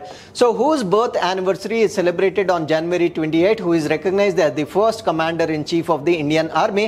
ಸೊ ಈ ಪ್ರಶ್ನೆಗೆ ಸರಿಯಾದ ಉತ್ತರ ಫೀಲ್ಡ್ ಮಾರ್ಷಲ್ KM ಕರಿಯಪ್ಪರವರ ಜನ್ಮ ವಾರ್ಷಿಕೋತ್ಸವವನ್ನು ಜನವರಿ 28ನೇ ತಾರೀಕು ಆಚರಣೆ ಮಾಡಲಾಗುತ್ತೆ. ಸೊ ಇವರ ಬಗ್ಗೆ ನಾವು ಮಾಹಿತಿಯನ್ನ ಡಿಸ್ಕಸ್ ಮಾಡ್ತಾ ಬರೋಣ.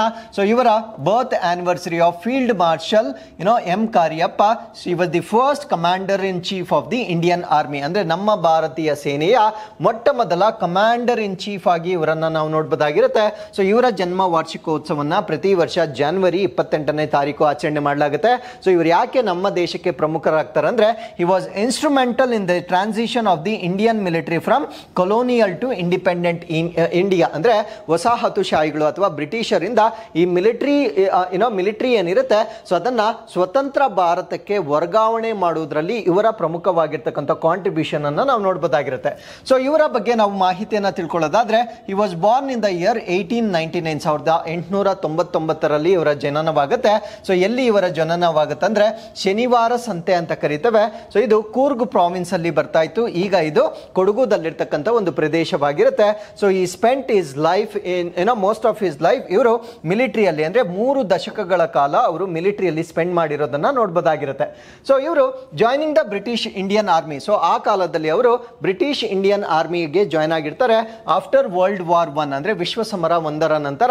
ಸೊ ಬ್ರಿಟಿಷ್ ಇಂಡಿಯಾ ಆರ್ಮಿಗೆ ಸೇರಿರ್ತಾರೆ. ಸೊ ಅದಾದ್ಮೇಲೆ ಇಟ್ ಟುಕ್ ರಿಟೈರ್ಮೆಂಟ್ ಇನ್ 1953 ಅವರು ನಿವೃತ್ತಿಯನ್ನ ಹೊಂದಿದ ನಂತರ ಸೊ ಈ served as the Indian high commissioner to Australia and New Zealand until 1956. 1956ರವರೆಗೆ ಆಸ್ಟ್ರೇಲಿಯಾ ಮತ್ತು ನ್ಯೂಜಿಲ್ಯಾಂಡ್ಗೆ ಭಾರತೀಯ ಹೈ ಕಮಿಷನರ್ ಆಗಿ ಇವರು ಸೇವೆಯನ್ನ ಸಲ್ಲಿಸಿರ್ತಾರೆ. ಸೊ ಅದಾದ್ಮೇಲೆ ಈ founded Indian ex service men's league in 1964. 1964ರಲ್ಲಿ Indian ex service man league ಅನ್ನು ಕೂಡ ಇವರು ಸ್ಥಾಪನೆ ಮಾಡಿರ್ತಕ್ಕಂಥ ವ್ಯಕ್ತಿ ಆಗಿರ್ತಾರೆ. ಸೊ ಅದಾದ್ಮೇಲೆ on April 28, 1986 Cariappa received the rank of field marshal. So ಈ ಒಂದು ಫೀಲ್ಡ್ ಮಾರ್ಷಲ್ ಶ್ರೇಣಿ ಅಂತ ನಾವೇನು ಹೇಳ್ತೇವೆ ಸೊ ಇದನ್ನ ಏಪ್ರಿಲ್ 28, 1986ರಂದು ಇವರು ರಿಸೀವ್ ಮಾಡ್ಕೊಳ್ತಾರೆ. ಸೊ ಈ ಪಾಸ್ಡ್ ಅವೇ ಆನ್ May 15, 1993. 1993ರಲ್ಲಿ ಸೊ ಇವರು ವಿಧಿವಶರಾಗ್ತಾರೆ. With this let's get into question number 10. ಭಾರತದ ಸರ್ವೋಚ್ಚ ನ್ಯಾಯಾಲಯವು ಯಾವಾಗ ಅಸ್ತಿತ್ವಕ್ಕೆ ಬಂದಿತು?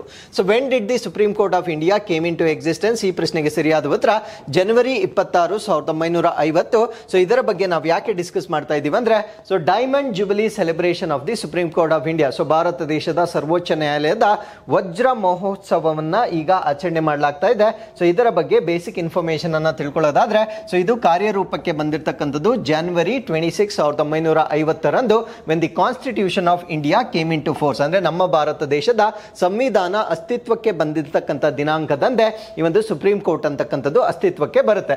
ಸೊ ಸುಪ್ರೀಂ ಕೋರ್ಟ್ ನ ಫಸ್ಟ್ ಸೆಷನ್ ಅಥವಾ ಮೊದಲ ಅಧಿವೇಶನ ಏನಿರುತ್ತೆ ಸೊ ಇದು ಜನವರಿ 28, 1958ರಂದು ನಡೆಯುತ್ತೆ. ಸೊ ಎಲ್ಲಿ ನಡೆಯುತ್ತೆ ಅಂದ್ರೆ ಇದು ಚೇಂಬರ್ ಆಫ್ ಪ್ರಿನ್ಸಸ್ ನಲ್ಲಿ ನಡೆಯುತ್ತೆ. ಸೊ ಅದಾದ್ಮೇಲೆ ಈ ಒಂದು ಸ್ಥಳವನ್ನ ರೀಲೊಕೇಟ್ ಮಾಡಲಾಗುತ್ತೆ ಇನ್ 1958. ಅಂದ್ರೆ 8 ವರ್ಷಗಳ ನಂತರ it move to its current location. ಅಂದ್ರೆ ಈಗ ಪ್ರಸ್ತುತವಾಗಿ ಲೊಕೇಶನ್ ಏನಿರುತ್ತೆ ಸೊ ಅದನ್ನ ನಾವು ತಿಲಕ್ ಮಾರ್ಗ್ ಅಂತ ಕರಿತೇವೆ. ಸೊ ನವದೆಹಲಿಯಲ್ಲಿ ಇರತಕ್ಕಂಥ ತಿಲಕ್ ಮಾರ್ಗ್ ನಲ್ಲಿ ಇದು 1958ಕ್ಕೆ ಸ್ಥಳಾಂತರಗೊಂಡಿರ್ತಕ್ಕಂಥ ಒಂದು ಕೋರ್ಟ್ ಆಗಿರುತ್ತೆ. ಸೊ ಅದಾದ್ಮೇಲೆ the supreme Court of India comprises of chief justice. ಅಂದ್ರೆ ನಮ್ಮ ಭಾರತ ದೇಶದ ಸರ್ವೋಚ್ಚ ನ್ಯಾಯಾಲಯದಲ್ಲಿ ಒಬ್ಬ ಚೀಫ್ ಜಸ್ಟಿಸ್ ಇರ್ತಾರೆ ಅಥವಾ ಅವರನ್ನ ನಾವು ಮುಖ್ಯ ನ್ಯಾಯಮೂರ್ತಿಗಳು ಅಂತ ಕರಿತೇವೆ. ಸೊ ಅದ್ರ ಜೊತೆಗೆ 33 judges appointed by the president of India. ಅಂದ್ರೆ ನಮ್ಮ ಭಾರತ ದೇಶದ ರಾಷ್ಟ್ರಪತಿಗಳಿಂದ ನೇಮಕಗೊಳ್ತಕ್ಕಂಥ 33 ಇತರ ನ್ಯಾಯಾಧೀಶರನ್ನ ನಾವು ಸುಪ್ರೀಂ ಕೋರ್ಟ್ ನಲ್ಲಿ ನೋಡಬಹುದಾಗಿರುತ್ತೆ. ಸೊ ಇವರು ರಿಟೈರ್ ಆಗ್ತಕ್ಕಂಥ ವರ್ಷ 65 ವರ್ಷಗಳ ನಂತರ ಅವರು ನಿವೃತ್ತಿಯನ್ನ ಹೊಂದಬೇಕಾಗಿರುತ್ತೆ. So with this we are come to snippets. IREDA releases vigilance journal. ಅಂದ್ರೆ ಇವರು IREDA ಅಂತ ನಾವೇನು ಹೇಳ್ತೇವೆ ಅಂದ್ರೆ Indian renewable energy development agency ಅಂತ ನಾವೇನು ಹೇಳ್ತೇವೆ. ಸೊ ಇವರು ಒಂದು ಜರ್ನಲ್ ಅನ್ನ ಪಬ್ಲಿಷ್ ಮಾಡ್ತಾ ಇದ್ದಾರೆ. ಸೊ ಈ ಒಂದು ಜರ್ನಲ್ಗೆ ಏನಂತ ನಾಮಕರಣ ಮಾಡಿರ್ತಾರೆ ಅಂದ್ರೆ ಪೆಹಲ್ ಅಂತ ನಾಮಕರಣ ಮಾಡಿರ್ತಾರೆ. ಸೊ ಇದು ಒನ್ ವರ್ಡ್ ಆಗಿರುತ್ತೆ, ಇದನ್ನ ಚೆನ್ನಾಗಿ ಜ್ಞಾಪಕ ಇಟ್ಕೊಳ್ಳಿ. ಸೊ ಅದಾದ್ಮೇಲೆ ಜಾಯಿಂಟ್ ಮಿಲಿಟರಿ ಎಕ್ಸರ್ಸೈಸ್, ಇದನ್ನ ನಾವು ಸದಾ ತಾನ್ಸಿಕ್ ಅಂತ ಕರಿತೇವೆ. ಸದಾ ತಾನ್ಸಿಕ್ ಅಂತಕ್ಕಂಥದ್ದು ಭಾರತ ದೇಶ ಮತ್ತೆ ಸೌದಿ ಅರೇಬಿಯಾ ನಡುವೆ ನಡೀತಕ್ಕಂಥ ಒಂದು ಮಿಲಿಟರಿ ಎಕ್ಸರ್ಸೈಸ್ ಆಗಿರುತ್ತೆ. ಸೊ ಈ ಒಂದು ಎಕ್ಸರ್ಸೈಸ್ ಎಲ್ಲಿ ಪ್ರಾರಂಭವಾಗಿರುತ್ತೆ ಅಂದ್ರೆ ರಾಜಸ್ಥಾನದಲ್ಲಿ ಪ್ರಾರಂಭವಾಗಿರ್ತಕ್ಕಂಥ ಮಿಲಿಟರಿ ಎಕ್ಸರ್ಸೈಸ್ ಆಗಿರುತ್ತೆ. ಸೊ FIH ಹಾಕಿ 5S ವಿಮೆನ್ಸ್ ವರ್ಲ್ಡ್ ಕಪ್ ಅಂತ ಕರಿತೇವೆ. 5S ಅಂತ ಏನಕ್ಕೆ ಕರೀತಾರೆ ಅಂದ್ರೆ ಇದರಲ್ಲಿ 5 ಜನರು ಮಾತ್ರ ಆಡ್ತಕ್ಕಂಥ ಒಂದು ಹಾಕಿ ಆಗಿರುತ್ತೆ. ಸೊ ಈ ಒಂದು ಹಾಕಿ ವರ್ಲ್ಡ್ ಕಪ್ ಈಗ ನಡೆದಿರುತ್ತೆ. ಸೊ ಎಲ್ಲಿ ನಡೆದಿರುತ್ತೆ ಅಂದ್ರೆ ಇದು ನೆದರ್ಲ್ಯಾಂಡ್ಸ್ ಅಲ್ಲಿ ನಡೆದಿರುತ್ತೆ. ಸೊ ಈ ಒಂದು ಇವೆಂಟ್ ನಲ್ಲಿ ವಿನ್ ಆಗಿರ್ತಕ್ಕಂಥವ್ರು ವಿನ್ ಆಗಿರ್ತಕ್ಕಂಥವ್ರನ್ನ ನಾವಿಲ್ಲಿ ನೋಡ್ಬೋದಾಗಿರುತ್ತೆ. ಸೊ ಇಲ್ಲಿ ಭಾರತ ರಾಷ್ಟ್ರ 2ನೇ ಸ್ಥಾನದಲ್ಲಿ ಇರೋದನ್ನ ನಾವು ನೋಡ್ಬೋದಾಗಿರುತ್ತೆ. ಸೊ ಮೊದಲನೇ ಸ್ಥಾನವನ್ನ ನಾವು ನೆದರ್ಲ್ಯಾಂಡ್ ವಿನ್ ಆಗಿರೋದನ್ನ ನಾವು ನೋಡ್ಬೋದಾಗಿರುತ್ತೆ. ಅಂದ್ರೆ ನೆದರ್ಲ್ಯಾಂಡ್ ಫಸ್ಟ್ ಪ್ಲೇಸ್ ಅಲ್ಲಿ ಬಂದಿರುತ್ತೆ. ಸೊ ಭಾರತ ರಾಷ್ಟ್ರ ರನ್ನರ್ ಅಪ್ ಆಗಿರೋದನ್ನ ನಾವು ನೋಡ್ಬೋದಾಗಿರುತ್ತೆ. So international day of clean energy 2024 ಅಥವಾ ಇಂಟರ್ನ್ಯಾಷನಲ್ ಅಂತಾರಾಷ್ಟ್ರೀಯ ಸ್ವಚ್ಛ ಇಂಧನದ ಒಂದು ದಿನವನ್ನಾಗಿ ನಾವು ಪ್ರತಿ ವರ್ಷ 26ನೇ ಜನವರಿ ಆಚರಣೆ ಮಾಡ್ತಕ್ಕಂಥ ಒಂದು ದಿನವಾಗಿರುತ್ತೆ. ಸೊ ಈ ವರ್ಷದ ಥೀಮ್ ಏನಾಗಿರುತ್ತೆ ಅಂದ್ರೆ clean energy for people and planet, ಅಂದ್ರೆ ಜನರು ಮತ್ತು ಗ್ರಹಕ್ಕಾಗಿ ಶುದ್ಧ ಶಕ್ತಿ ಅಂತಕ್ಕಂಥದ್ದು ಈ ವರ್ಷದ ಥೀಮ್ ಆಗಿರುತ್ತೆ. ಸೊ ನ್ಯಾಷನಲ್ ಜಿಯೋಗ್ರಫಿಕ್ ಡೇ ಅಥವಾ ರಾಷ್ಟ್ರೀಯ ಭೌಗೋಳಿಕ ದಿನ. ಸೊ ಈ ಒಂದು ದಿನವನ್ನ ಪ್ರತಿ ವರ್ಷ ಜನವರಿ 27ನೇ ತಾರೀಕು ಆಚರಣೆ ಮಾಡಲಾಗುತ್ತೆ.